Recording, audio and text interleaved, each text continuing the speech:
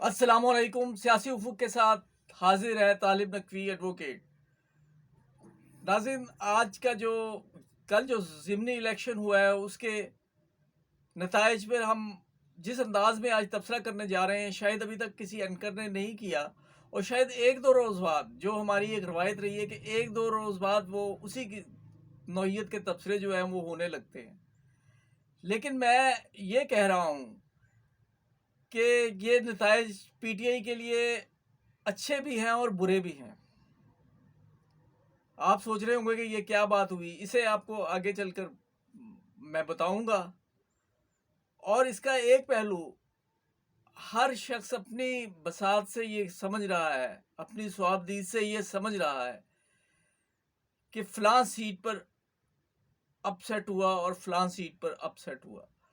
میرے دانست میں جو سب سے بڑا اپ سیٹ ان ضمنی انتخابات میں ہوا ہے وہ بھی ہم آپ کو بتائیں گے، اور کس طرح تمام پارٹیوں، پیپلز پارٹی، نون لیگ اور پی ٹی آئی نے ایک جو سیاسی شعور کا اظہار کیا، ہم اس کا بھی ذکر کریں گے. لیکن اس سے پہلے کہ ہم آگے چلیں، اگر آپ نے سبسکرائب نہیں کیا تو سبسکرائب کر کے بیل آئیکن کو کلک کر کے آل کا آپشن لیں. ناظرین، ون بائی ون بہت سے تبصرے ہو چکے ہیں، آپ نے اعداد و شمار دیکھ لیے ہوں گے، لیکن میں وہ پہلو جو ابھی کسی اینکر نے ٹچ نہیں کیا میں اس کی طرف اشارہ کرنے جا رہا ہوں، اور وہ ہے حلقہ 239، جس میں پی ٹی آئی ہاری نہیں بلکہ جیتی ہے. اپسیٹ تو آپ دوسری سیٹ پر کہہ سکتے ہیں نا، جس پر پیپلز پارٹی جیتی ہے، لیکن وہ جیت جو ہے وہ بھی ابھی تک متنازع ہے. لیکن میں کیوں یہ کہہ رہا ہوں کراچی کے حوالے سے، یہ میں آپ کو ابھی بتاتا ہوں 239 کے حوالے سے. لیکن میں یہ کہنا چاہ رہا ہوں کہ جو کل ہم نے فیس بک پہ جو کچھ کہا تھا وہ صرف یہ تھا کہ اگر بیانیہ جو ہے وہ ماند نہیں پڑا تو عمران خان کامیابی حاصل کر لیں گے. اور ناظرین، وہ میں ڈسکرپشن میں اس کا بلکہ کاپی پیسٹ کر دیتا ہوں، وہ تبصرہ آپ ملاحظہ فرما لیجئے گا. اب چلتے ہیں ہم اپنے موضوع کی طرف. ناظرین، میں تھوڑا سا ایک جائزہ لینا چاہوں گا حلقہ 239 کا. 2018 کے الیکشن میں 8 آزاد امیدوار سمیت یہاں کل 18 امیدوار تھے، اور جماعتیں ٹوٹل جو ہیں وہ 10 تھیں. لیکن ٹی ایل پی اور انہوں نے ووٹ بھی لیے، کچھ کے ووٹ سینکڑوں میں تھے، کچھ کے ہزاروں میں تھے.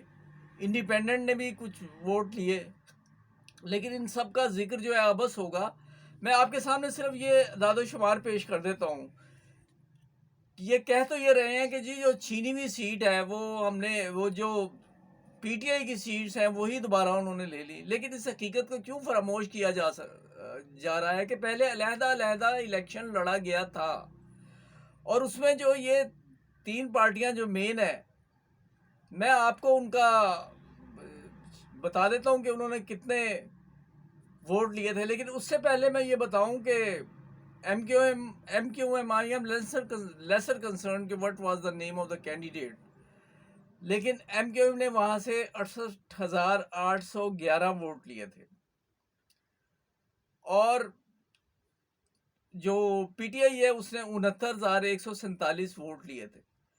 اور ناظرین یاد رکھیے کہ 336 ووٹ کے فرق سے یہاں پی ٹی آئی کامیاب ہوئی تھی، اور یہ کہا گیا تھا کہ اسے جتایا گیا ہے.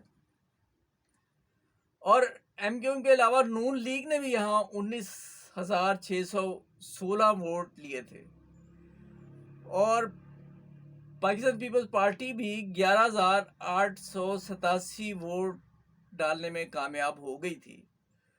اور اگر ان کا موازنہ کیا جائے تو یہ ٹوٹل ووٹ بنتے ہیں 80,314. لیکن میرا کہنے کا مطلب صرف یہ ہے کہ ایک حلقے میں جو ایک ہی نوعیت کا ہے، اس میں تو پاکستان پیپلز پارٹی بھاری اکثریت سے کامیاب ہو جاتی ہے، اور دوسرے میں جو ہے وہ شکست کیا، وہ اپنی حلیف جماعت جو ہے اسے بری طرح، کیونکہ اب تو بات پی ڈی ایم کی ہو رہی ہے، اس سے کیا نتیجہ اخذ کیا جانا چاہیے؟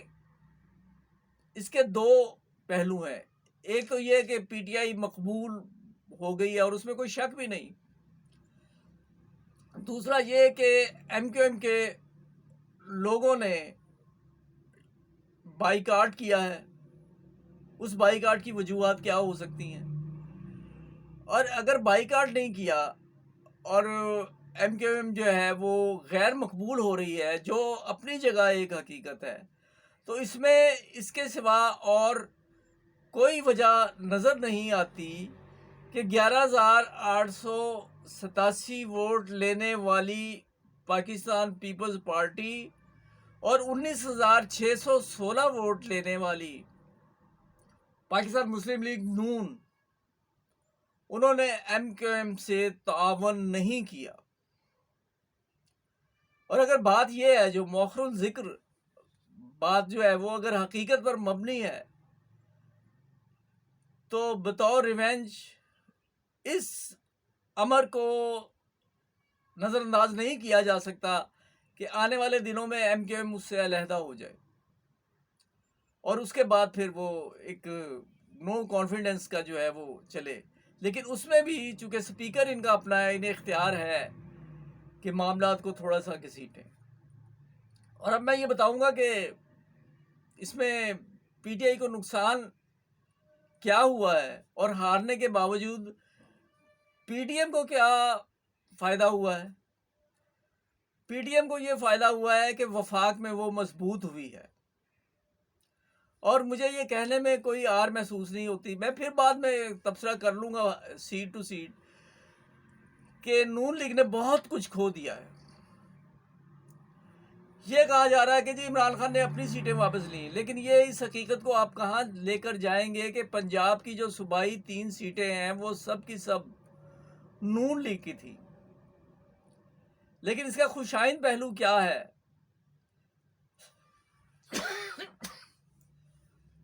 ایکسکیوز می، کہ پی ٹی آئی کے ورکرز نے لوٹائزم کو مسترد کیا، اور اسی طرح انہوں نے لا تعلقی کی، جس سے نون لیگ جو ہے ایک سیٹ، صرف شرق پور کی ایک سیٹ، جس میں جلیل شرق پوری صاحب کا بسد معذرت کچھ کردار اچھا نہیں رہا. پہلے وہ پی ٹی آئی کے ساتھ فارورڈنگ بنا دیا، ان سے برات لیتے رہے وہ سابق وزیر اعلیٰ جو بزدار صاحب ہیں، اور اس کے بعد پھر حمزہ صاحب کے ساتھ بھی آ گئے، اور پھر یہ ان کا یہ جو پالیسی ہے یہ پسند نہیں کی گئی. اور پی ٹی آئی نے، میں نے اپنے تبصرے میں یہ کہا تھا کہ ملتان کی سیٹ جو ہے نا وہ ان سے چھن جانے کا امکان ہے، اور میں نے ہی ایسا ہی ہوا. اور اس کی وجہ یہ ہے کہ جس مورسی سیاست کے خلاف عمران خان جد و جہد کر رہے ہیں، وائس چیئرمین انہیں پیروں تلے روند رہا ہے. نہ جانے کیا مجبوری تھی عمران خان کی کہ ایک دفعہ بیٹے کو ٹکٹ دیا جاتا ہے، وہ کسی طرح جسٹیفائڈ اس لیے ہے کہ بیٹا جو ہے وہ دیرینہ کارکن ہے، لیکن اس کے بعد ایک ایسی خاتون کو ٹکٹ دیا جاتا ہے جس کی وجہ شہرت صرف یہ ہے کہ وہ وائس چیئرمین کی دختر نیک اختر ہے، اور وہ اس حلقے سے بھی تعلق نہیں رکھتی. اور پی ٹی آئی کے جو لوگ ہیں جو شروع سے اس پر اعتراض بھی کر رہے تھے، مظاہرے بھی کر رہے تھے، انہوں نے اپنا غصہ نکال دیا. ناظرین، اس کے بہت زیادہ پہلو ہیں. کیا لانگ مارچ ہوگا، یا کیا یہ حکومت گھبرا کر الیکشن اناؤنس کر دے گی؟ میں یہ سمجھتا ہوں کہ الیکشن اناؤنس کرنا اس حکومت کے لیے مرگ مفاجات ہے. یہ 1 سال جتنا رہ گیا ہے وہ یہ گھسیٹنے کی کوشش کریں گے، اور مقتدر حلقے اگر واقعی نیوٹرل رہتے ہیں تو پھر لانگ مارچ جو ہے انہیں کرنا پڑے گا، جو کہ میری دعا ہے کہ نہ ہو. اس سے پہلے ہی معاملات جو ہیں وہ سمجھ جائیں. تو یہ تھی آج کی گزارشات. مزید انشاءاللہ اگلی ویڈیو میں ہم بات کریں گے. اگر ویڈیو پسند آئی ہے اسے شیئر کرنا مت بھولیے، اور اگر آپ اختلاف بھی رکھتے ہیں تو اپنے کومنٹ سے نوازیں. Thanks for watching.